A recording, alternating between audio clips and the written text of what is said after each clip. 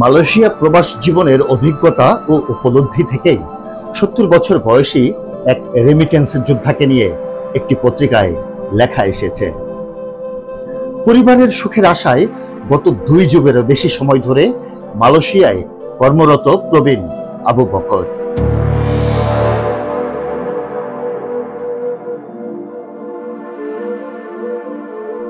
প্রবাস জীবনের এই দীর্ঘ সময়ে একবারের জন্য দেশে যাননি। মালয়েশিয়ার সেলাঙ্গর রাজ্যের ক্লাংয়ের একটি মলের পরিচ্ছন্নতা কর্মী তিনি। বছরের ৩৬৫ দিনের মধ্যে একদিনের জন্য তিনি কাজ থেকে ছুটি নেননি। সবচেয়ে বড় কথা হচ্ছে ৩১ বছর পর তিনি দেশে ফিরেছেন। বৃহস্পতিবার সিটি কাউন্সিলর তাকে পুরস্কৃত করে এবং প্রতিক্রিয়ায় তিনি সাক্ষাৎকারে একথা বলেছিলেন। নিজেকে একজন সাধারণ মানুষ হিসেবে বর্ণনা করে আবু বকর তার উপার্জনের একটি বড় অংশ বাংলাদেশে তার পরিবারের কাছে পাঠিয়েছেন। প্রবীণ আবু বকর জানিয়েছেন, বর্তমানে তার মেয়েদের একজন বাংলাদেশের বিচারক, এক সন্তান প্রকৌশলী এবং অন্যজন ডাক্তার। সন্তানদের এই সফলতার জন্য যেন প্রবাসে নিজেকে উৎসর্গ করেছেন এই আবু বকর। তার এই উৎসর্গের প্রতিদান দিয়েছেন সন্তানেরা। এটি তার বড় সান্ত্বনা। তিনি তার সন্তানদের প্রতি কৃতজ্ঞ। আবু বকর বলেন, আমি মালয়েশিয়ায় আসার আগে শুনেছি এখানে প্রচুর কাজ। এমন কোনো কাজও যদি থাকে যা কেউ করতে চায় না, তা আমি করব। আমি একেবারের জন্য অসুস্থতার ছুটি নেইনি। ইনশাল্লাহ আমি এখনো শক্তিশালী। হিউম্যানস অব কুয়ালালামপুরের ইনস্টাগ্রাম পেজে কথা বলতে গিয়ে আবু বকর বলেছেন, তিনি ৩১ বছর আগে তার জন্মভূমি বাংলাদেশ ছেড়েছিলেন, যখন তার পঞ্চম সন্তানের বয়স ছিল মাত্র ৬ মাস। তারপর আর দেশে যাওয়া হয়নি। আমার পরিবারকে মিস করি এবং তারাও আমাকে মিস করে।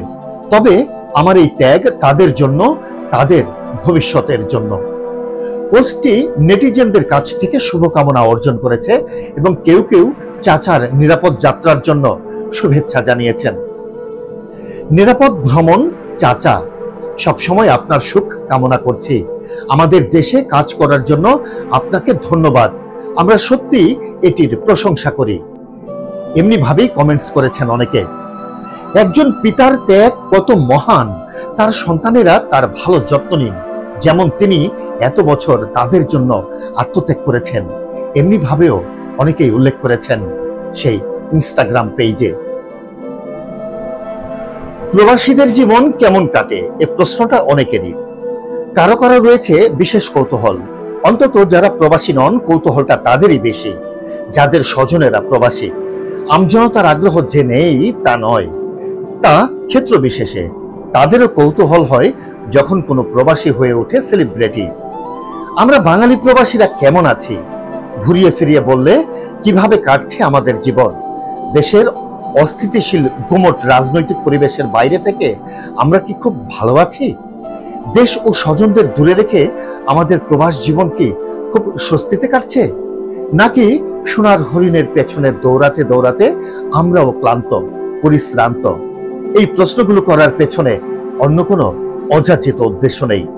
পত্রিকায় এমনি ভাবেই উল্লেখ করেছেন। সুখ দুঃখ আর কষ্টের অনুভূতিগুলো বলার প্রয়াস মাত্র। কারণ কারো কাছে যাপিত জীবন বড্ড বেশি অহংকারী, কারো কাছে বেঁচে থাকাটাই বড় চ্যালেঞ্জ। প্রবাস মানেই কি নিঃসঙ্গতা, একাকিত্ব, নাকি প্রবাস মানেই হাড় ভাঙা পরিশ্রম? কেমন কাটে প্রবাস জীবন? কেউ বলে মলিন নয়তো ফ্যাকাশে, কেউ বলে পানসে, কারো কাছে রোমাঞ্চকর, অতিমাত্রায় স্বাধীনতা, কারো কাছে জীবনের সোনালী অধ্যায়ের যাত্রা শুরু। কেউ ভাবছে এই তো চলছি সোনার হরিণের পেছনে, আবার কেউ ফেলে দীর্ঘ নিঃশ্বাস, যেন কোনো এক নস্টালজিয়ায় আক্রান্ত। এই ভিন্ন ভিন্ন ভাবনাগুলোর দাঁতের যারা প্রবাসী। আর যারা প্রবাসী নন, তাদের ধারণাটা কেমন? তাদের ধারণাটা প্রবাসীদের সম্পর্কে কেমন? এটা আমার পক্ষে বলা মুশকিল হলেও কিছুটা তো উপলব্ধি করতে পারি।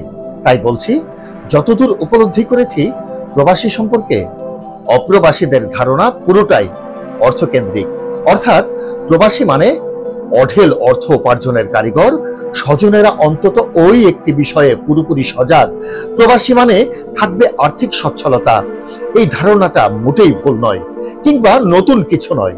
এটা তো ঠিক বাংলাদেশের সমৃদ্ধ অর্থনীতির চাকা ঘোরানোর চাবিকাঠি তো দীর্ঘকাল ধরেই প্রবাসীদের কাঁধে। বাংলাদেশ ব্যাংক বছর ঘুরে গুনছে $1000 কোটি বেশি বৈদেশিক মুদ্রা। তাই বুঝতে কারো কষ্ট হয় না, প্রবাসী মানে হাড় ভাঙা পরিশ্রমী একদল খেটে খাওয়া মানুষ। এই রেমিটেন্স যোদ্ধা বলেন, আমার প্রয়োজন খুবই সামান্য, উপার্জনের বেশিরভাগ অর্থই পরিবারের জন্য পাঠিয়ে দেই। সকালের নাস্তা করে কাজ করতে চলে যাই, আবার ফিরে আসি। পরিবারের সঙ্গে প্রতিদিন আমার কথা হয়, সুযোগ পেলে বিশ্রাম নেই, পরের দিন আবার একইভাবে দিন চলে যায়। এই প্রবাসী দেশে ফিরে যাওয়ার প্রবল আগ্রহ দেখিয়ে এবছরের ডিসেম্বর মাসে ফিরে যাওয়ার কথা বলেছেন তিনি। দীর্ঘদিন পর পরিবারের সদস্যদের কাছে পাওয়ার সঙ্গে সঙ্গে 2 নাতিকেও প্রথম দেখবেন এই আবু বকর।